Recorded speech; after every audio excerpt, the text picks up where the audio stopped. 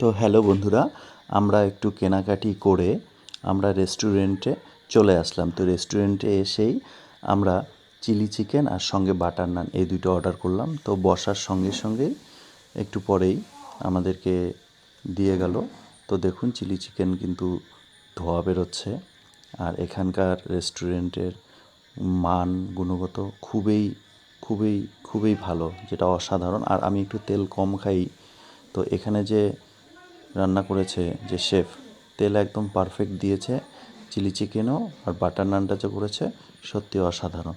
তো আমরা দুজনেই যেহেতু একটু খাদ্যরসিক, তাই দুজনে খাচ্ছি আর গল্প করছি। না সত্যি এখানকার খাবারের কোয়ালিটি মান খুবই অসাধারণ, সত্যি ভালো লাগছে খেতে। তো আপনারা সবাই আসবেন।